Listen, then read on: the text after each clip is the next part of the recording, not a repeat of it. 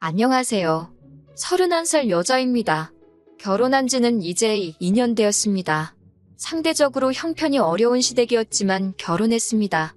남편이 저와 연애하면서도 홀씨모아 자기 동생 살뜰히 챙기는 모습에 부모님께서도 생활력 강하고 가정적인 데다가 책임감도 있어 보인다고 남편을 좋게 보셨거든요. 살아보면 알겠지만 돈이 다가 아니라고, 그리고 저희들 앞날이 창창한데 좋은 사람하고 결혼하는 게 최고라면서요. 홀씨모아 여동생 살뜰히 챙겨왔지만 남편이 시가에 경제적으로 도움을 주거나 반대로 시가족들이 남편한테 기대 사는 모습은 아니었습니다. 친정 부모님 말 맞다나 가정적이고 생활력 강한 사람이 같이 살아보면 최고라는 말에는 저도 동의하는 바이지만 굳이 남의 집 기둥까지 뽑아오면서 결혼하고 싶지는 않았거든요. 당시 신우도 회사 다니는 직장인이었고 시어머니도 60 초반이신데다가 동네에 있는 식당이나 가게들, 아는 분들 도와드리고 하면서 나름 경제활동도 하고 계셨어요. 남편 아버지가 일찍 돌아가시면서 잠깐 힘든 시절이 있었지만 집도 서울에 대출 없이 자가로 가지고 있었고요. 신우가 취직할 때까지는 남편이 생활비를 대부분 보태기는 했지만 신우가 취직하고부터는 한 달에 20-30만 원꼴로 그냥 어머님 용돈 드리는 정도 말고는 크게 자기 가족들 위해 희생하고 있는 것도 없었거든요. 신우가 취직할 때까지 남편이 고생을 했으니 이제는 자기가 하겠다고 신우는 어머님 모시고 집에서 같이 살고 있었고 남편은 회사 근처에서 혼자 자취를 하고 있었어요. 그렇다 보니 저도 남편과 결혼을 긍정적으로 생각했습니다. 기둥 뽑아오면 기둥값을 내야 한다는데 남편 없이도 잘 지내고 있다는 게 제 마음을 놓이게 만들어줬어요. 어머님도 신우가 시집가면 서울에 살 필요가 뭐가 있냐고 자기 걱정일랑 하지 말고 둘이서 행복하게 잘 사는 게 최고라고 하셨고요. 상대적으로 여유 있었던 친정 쪽에서 집을 해주셨습니다.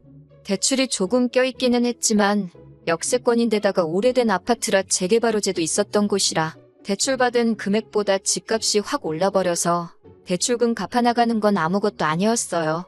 남편도 그간 모아놓은 돈이 적은 편은 아니었기 때문에 아파트 리모델링과 저희가 결혼하고 나서 쓸 차, 그리고 결혼식 비용을 했습니다. 그렇게 하고 나니 혼수할 돈이 아쉽긴 하더라고요. 친정에서 집을 해줬지만 시댁 쪽에서는 사실상 지원을 기대할 만한 상황은 아니었었거든요. 그래도 남편 모아놓은 돈으로 오래된 아파트도 새 것처럼 고쳐놨고 당장 차도 한 대 생겼고 큰 돈 들어갈 것들은 다 끝난 거나 마찬가지인데다가 안정적인 직장 다니고 있는 사실만으로도 감지덕지했습니다. 저도 결혼 생활 시작부터 어디 유명한 브랜드 가구들 같은 거 욕심이 있던 것도 아니고 가정 같은 것도 최고급으로 갖춰놓고 시작할 필요가 없다고 생각하던 사람이었기에 당장 필요한 것부터 하나씩 사고 일단 간소하게 시작하고 나서 그 뒤에 바꿀 수 있는 건 그때그때 여유가 생겼을 때마다 하나씩 업그레이드 해나간다는 느낌으로 바꿔가는 것 또한 결혼 생활의 재미 중에 하나가 아닐까 하는 생각을 가지고 있었기 때문에 그렇게 큰 문제가 되지는 않았습니다. 연애하면서 이미 사람 됨됨이는 인증을 받은 거나 마찬가지기에 조금 모자라게 시작했어도 저한테 자상하고 나름 시댁 지원 하나도 없이 친정 도움받아 결혼한 걸 갚기라도 하려는지 같은 걸 하더라도 친정에 좀 더 하려고 노력하고 저희 부모님께도 잘했기 때문에 좋았습니다. 서로 맞벌이이기는 했지만 여유 있는 부모님 밑에서 편하게 자라온 저와는 다르게 남편은 젊어서부터 가장 역할을 해왔던 경험이 있기 때문에 돈 관리는 남편이 하기로 했습니다. 걱정이 되지는 않았어요. 모든 내역을 제가 원할 때 아무 때나 볼 수 있게 가계부를 따로 만들기로 했고 투명하게 관리되고 있었으니까요. 결혼 2년 만에 집값도 많이 오르고 대출도 잘 갚아나가고 있고 남편과 저 둘이서 안정적인 직장 다니며 벌어오는 월수입도 상당해서 저금도 잘 하고 있었습니다. 처음부터 계획한 대로 40인치짜리 중고 TV도 75인치짜리 대기업 TV로 바꾸고 선풍기 하나로 버티던 여름도 이제는 거실에 하나, 안방에 하나에서 에어컨도 설치하고 하나하나씩 집안 살림 맞춰나가면서 정말 이상적이고 행복한 결혼 생활을 보내고 있었습니다. 그런데 얼마 전에 신우가 덜컥 결혼 소식을 전해오게 되었습니다. 결혼한다는 건 축하해야 할 일인데 신우의 갑작스러운 결혼 소식은 시댁을 발칵 뒤집어 놓고야 말았습니다. 일단 신우 나이가 올해로 26이니 결혼하기에는 조금 이른 나이이기도 했고 그동안 남자친구가 있다는 사실조차 아무도 몰랐거든요. 결혼이야 남들보다 조금 일찍 할 수 있다고 쳐도 만나는 사람이 없던 걸로 알고 있는데 난데없이 결혼을 하겠다고 저러고 있으니 난리가 날 수밖에요. 시어머니께서도 저랑 남편한테 연락해서 신우랑 만나서 잘 좀 이야기해보고 쓸데없는 생각 못하게 단단히 잘 말해달라고 부탁했어요. 그래서 저희가 한번 신우를 만나보기로 했습니다. 신우는 아주 단단히 정신이 빠진 소리를 하고 있더라고요. 결혼하겠다고 드는 상대쪽 남자에 대한 이야기를 듣고 보니 대학도 안 나오고 변변찮은 직장도 따로 없는 사람이더라고요. 어떻게 알았냐고 하니까 얼마 전에 친구들하고 일 끝나고 술 한잔 하다가 합석해서 알게 됐다고 합니다. 시어머니가 저희한테까지 연락해서 신우 좀 말려달라는 게 왜 그러셨는지 이유를 안 봐도 알겠더라고요. 아무 준비도 안 돼 있는 사람인 것 같은데 뭘 믿고 만난 지 2달 만에 결혼까지 결심했냐고 물어보니 그 사람이 야망과 포부가 아주 대단하다고 하는 겁니다. 무슨 야망이 있어가지고 저러는가 했더니 남자친구라는 사람 부모님이 동네에서 치킨집을 하시는데 둘이서 같이 닭 튀기는 거 배워가지고 미국으로 건너가서 치킨 사업을 하겠다고 하는 거예요. 신우가 암만 세상 물정을 모른다고 해도 정말 제가 여태껏 태어나서 들어본 말 중에 제일 터무니없는 소리였습니다. 그런데 어이가 없는 건 남편은 신우의 터무니없는 말이 남편한테는 그럴싸하게라도 들렸는지 그래도 젊은 나이에 그런 생각까지 다 하고 대단하다고 하는 겁니다. 자기는 젊었을 때 뭐 했나 싶다고 나이는 자기보다 어린데 배울 점이 많고 괜찮은 사람처럼 보인다고 어디 한번 잘해보라고 하는 거예요. 신우를 뜯어말리러 간 자리에서 남편이 저러고 있으니 신우 있는 자리에서는 더 있어봐야 아무 소용도 없을 것 같고 해서 일단 급하게 자리를 마무리하고 집으로 돌아왔어요. 남편한테는 당신 지금 제정신이냐고 한마디 했습니다. 어머님이 말려달라고 해서 간 자리에서 신우한테 힘을 실어주고 오면 어떡하냐고. 당신이 힘들게 공부시켜놓고 취직시켜놨는데 말도 안 되는 걸 응원해주면 어떡하냐고 한마디 했어요.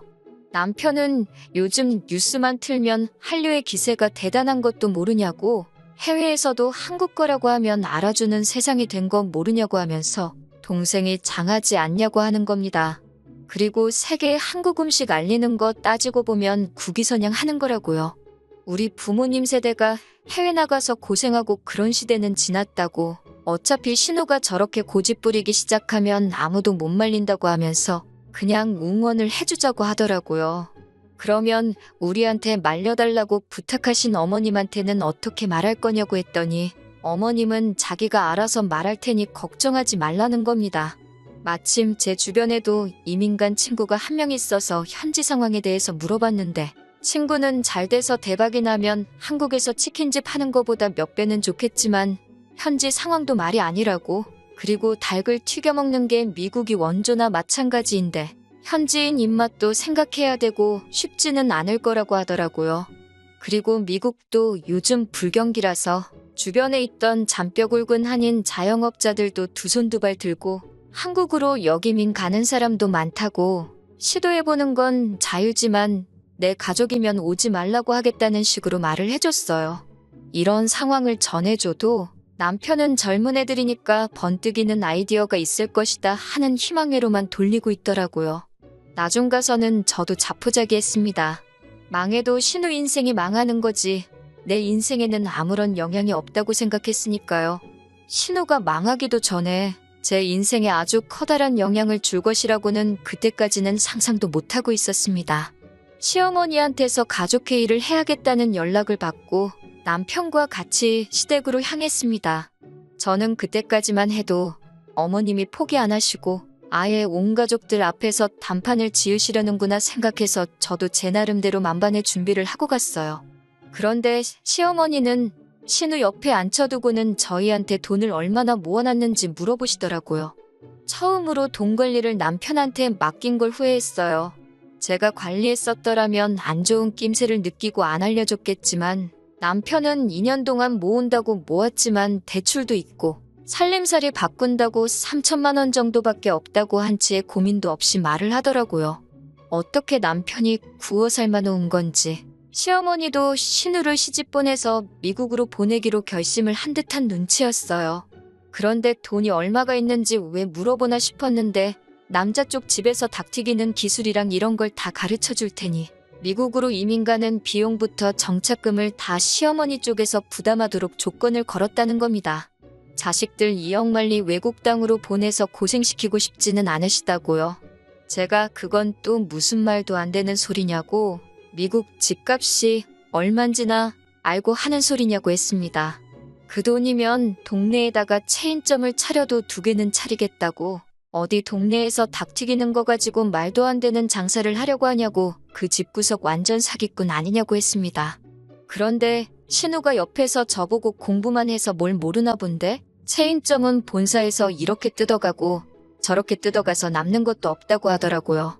신우한테 당장 베란다 나가서 창문 밖에 보이는 체인점 치킨집이 몇 갠지나 세보고 오라고 했습니다. 저 사람들은 뭘 몰라가지고 체인점 내서 장사하고 있겠냐고 했더니 저 사람들은 체인점에 뜯길 거 다 뜯기면서 자기 인건비 버는 사람들이라고, 평생 큰 돈은 못 버는 사람들이라고 무시를 하는 겁니다.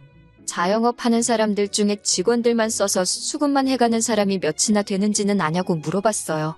정작 결혼한다는 남자 쪽 부모님들은 치킨집 직원들만 써서 돌리고 계시냐고 물으니 자기 시부모님 되실 분들은 다르답니다. 워낙 부지런하시고 가게에 대한 애착이 커서 직접 운영하시는 거라고 하는 거예요. 말문이 막히더라고요. 신우한테 말발로 밀려서 그러는 게 아니고 어떻게 정신이 빠져도 저렇게 빠질 수 있는가 싶었습니다. 그러면서 신우가 저한테 언니 혹시 지금 나 미국 간다고 질투하는 거냐고, 그렇게 안 봤는데 엄청 속물이라고 하는 겁니다. 그러면서 지금부터 자기한테 잘 보여야 한다는 거예요. 저희도 앞으로 아이가 생기고 그럴 텐데 모르긴 몰라도 애 교육시킬 때 되면 지네들 미국 가서 자리 잡혀 있으면 그때 돼서 아이 좀 미국에서 공부시킬 수 있게 도와달라고 할 거라는 겁니다. 그러니까 지금부터 잘 보이라고 하는 거예요. 미래에 우리 아이를 위해서 지금 자기들한테 투자를 해야 한다는 겁니다. 남편도 신우 말을 거들면서 저한테 미국에 가족 1명 있는 게 결코 나쁜 게 아니라고 하면서 한국에서 암만 비싼 영어 유치원 보내고 공부시키는 게 현지에서 배우는 것만 하겠냐고 자꾸 우리 힘들게 모은 돈을 신우한테 투자하자고 하더라고요. 저는 제 눈에 흙이 들어가는 한이 있더라도 절대 내 돈을 신우를 위해 쓸 생각은 없다고 했습니다. 그리고 애초에 우리가 모아놓은 돈이 3천만 원이 전부인데 그걸로 어떻게 미국에서 가게도 차리고 집도 구하고 하겠냐고, 이민 비용 같은 건 생각도 안 하냐고 다들 정신 좀 차리라고 한마디 했어요. 온 가족이 나서서 뜯어말려도 모자랄 판에 시어머니가 쐐기를 박아주시더라고요. 그래서 말인데 당신 집을 팔아서 신우가 미국에서 자리 잡을 비용을 내주고 싶다고 하셨습니다. 어머님이 동네에서 소일거리 하면서 버는 돈이 한 달에 100만 원 조금 넘는 걸로 알고 있는데 이 집을 신우한테 내주면 어머님은 어떻게 하실 거냐고 하니 은근슬쩍 학가를 제안하시더군요. 신우도 자기가 취직하고 여태까지 어머니를 자기 혼자 봉양을 했으니 이제는 저희 차례라고 하는 겁니다. 말도 안 되는 소리 하지 말라고 했어요. 이미 결혼 전에도 남편한테 손 벌릴 생각 없다고 하셔서 친정에서 지원받아 집도 해오고 결혼한 건데 이제 와서 말 바꾸는 게 말이나 되냐고요. 시어머니는 대번에 당신이 지금 말하는 건 그때 했던 말을 바꾸는 게 아니랍니다. 저의 고집 때문에 신우의 밝은 미래를 포기할 수 없지는 않느냐고, 일단 당신이 집을 팔아 신우 결혼 자금을 대고 신우가 성공하면 그때 돈을 돌려받아 저희 집에서 나오면 된다고 하시는 거예요.